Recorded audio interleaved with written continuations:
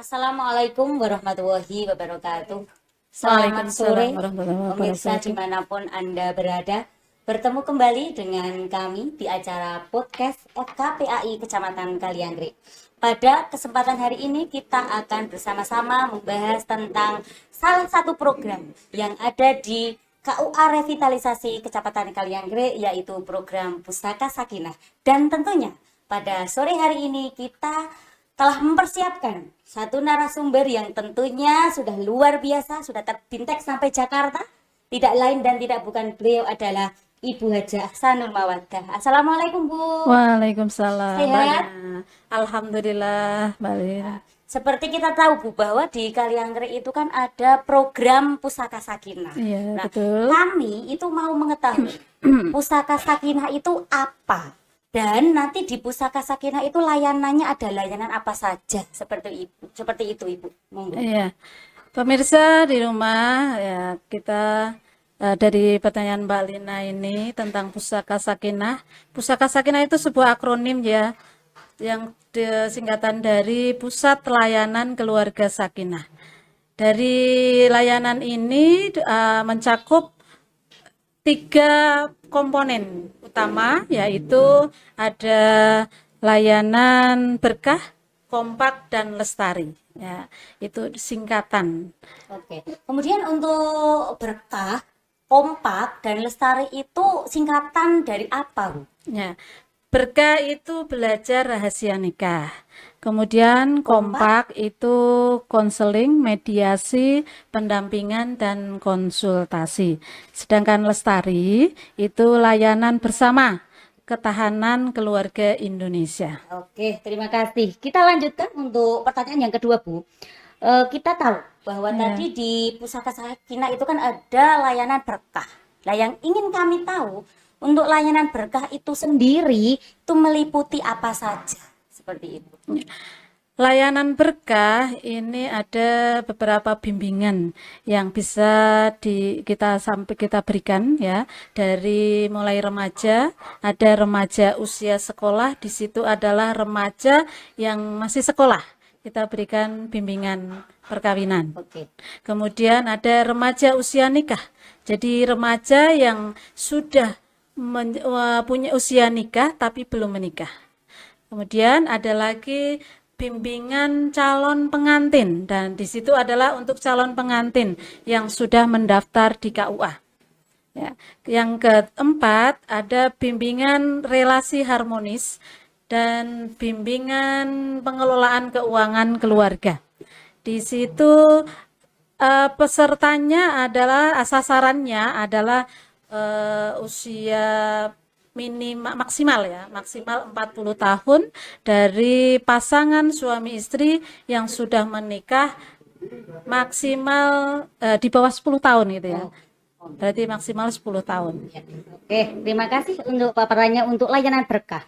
Kemudian selanjutnya adalah tadi ada layanan kompak, ada konseling, mediasi, pendampingan, dan konsultasi. Yang mau kami tanyakan adalah di layanan konsultasi dan pendampingan itu mencangkup masalah apa saja? Ataukah semua masalah bisa dikonsultasikan ke KUA? Atau hanya masalah apa seperti itu, Bu? Ya, yang masalah yang bisa dikonsultasikan itu tentang percekcokan dan konflik rumah tangga. Kemudian bisa juga permasalahan tentang KDRT, kekerasan dalam rumah tangga, juga perselingkuhan ya. Itu bisa Sedang marak-maraknya. iya, perselingkuhan bisa dikonsultasikan, juga kenakalan remaja, mungkin punya anak remaja yang Iya. nakal, yang Apalagi di ya, zaman sekarang ini ya, Bu. ya sangat riskan sekali ya remaja-remaja kita. Kemudian juga tentang kawin anak. Oke. Ya, sekarang juga marak ya, Apalagi di Kalianggrek ya. karena undang-undangnya sekarang kan undang-undang itu perkawinan usia nikahnya 19 tahun ya, minim 19 tahun. Jadi kalau 16 tahun berarti, kalau dulu Undang-Undang Nomor 1 Tahun 74 itu 16 tahun menikah pertama, sekarang sudah tidak boleh lagi. Sekarang harus minimal Minimal 19 tahun. Oke. Nah, kemudian bagi para pemirsa, perlu pemirsa ketahui bahwa ketika nanti panjenengan mau konsultasi di KUA, maka rahasia panjenengan terjamin. Seperti itu deh Bu. Ya, Tidak insya Allah diberitahukan dijaga kemana-mana. ya Jadi kerahasiaan. aman. Jadi ketika ada masalah keluarga, tidak usah terburu-buru langsung pergi ke pengadilan. Tapi konsultasikan dulu ke KUA revitalisasi yang ada di Kecamatan Kalianggrek. Seperti itu deh Bu. Betul ya, karena konflik dalam rumah tangga itu kadang hanya masalah kecil, tapi dibesar-besarkan. Contoh karena kurangnya penyesuaian antar pasangan ya, dengan pasangan, menjadikan miskomunikasi, menjadikan komunikasi yang tidak baik, tidak efektif, sehingga bisa menjadikan konflik dalam rumah tangga. Yang konflik itu kalau tidak diatasi dengan baik bisa mengakibatkan perceraian. Dan tentunya akan sangat kita tidak inginkan seperti itu nih Bu. Ya. Baiklah, kita lanjutkan untuk yang keempat. Bagi petugas, untuk petugas konsultasi dan pendampingan ketika ada masyarakat yang mau berkonsultasi ke KUA, untuk petugas konsultasinya itu apakah semua staf yang berada di KUA atau ada petugas-petugas tertentu Bu? Kalau menurut petunjuk teknis pelaksanaan Pusaka Sakinah ya, ini menurut keputusan Dirjen nomor 783 itu bahwa yang berwenang untuk memberikan konsultasi, pelayanan konsultasi itu adalah penghulu atau penyuluh yang sudah mendapatkan bintek tentang konsultasi. Berarti tidak sembarang orang. Ya. Tentunya yang menjadi konsultan itu adalah yang sudah punya bekal. Seperti itu Bu. Ya. Tidak sembarang orang bisa menjadi konsultan di dalam rumah tangga. Terima kasih. Kemudian yang terakhir Bu, pertanyaan terakhir. Ketika tadi ada layanan berkah, kompak, dan lestari, maka tentunya dari ketiga layanan itu tentunya ada keuntungan dan ada manfaatnya bagi para peserta yang mengikuti layanan tersebut. Yang ingin kami tahu, keuntungan itu meliputi apa saja?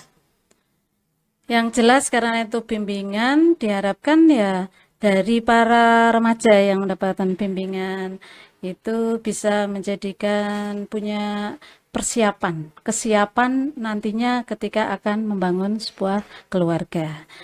Kemudian bagi calon pengantin ya nantinya bisa menjadi keluarga, membangun keluarga yang punya ketahanan ya. Semuanya punya ketahanan, baik ketahanan akidah, ketahanan fisik, ketahanan moral juga dan juga ketahanan ekonomi.